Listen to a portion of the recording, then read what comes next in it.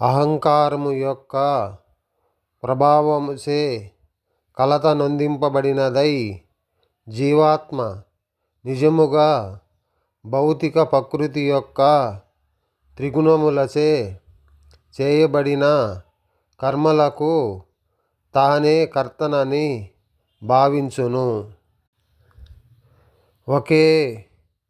ఒకే విధముగా పనిచేయుచున్న కృష్ణ చైతన్య సన్నిహితుడైన మానవుడును భౌతిక భావన యుక్తుడైన మానవుడును ఇరువురును ఒకే స్థితిలో చేయుచున్నట్లు కనబడుచున్నవచ్చును.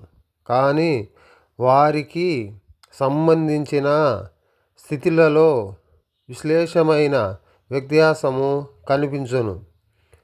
భౌతిక చైతన్యయుక్తుడైన వ్యక్తి అహంకారముచే తానే సర్వమునకు కర్తనని విశ్వసించును. దేహము యొక్క నిర్మాణము పరమపురుషుని పర్యవేక్షణ క్రింద పనిచేయు భౌతిక శక్తి ఉత్పాదించినదని అతడు గ్రహించవలెను.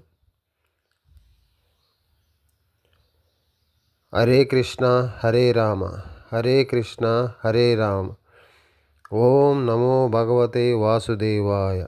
ఓం నమో భగవతే వాసుదేవాయ. ఓం నమో భగవతే వాసుదేవాయ. హరే కృష్ణ హరే రామ హరే కృష్ణ హరే రామ హరే కృష్ణ హరే రామ హరే కృష్ణ హరే రామ హరే కృష్ణ హరే రామ.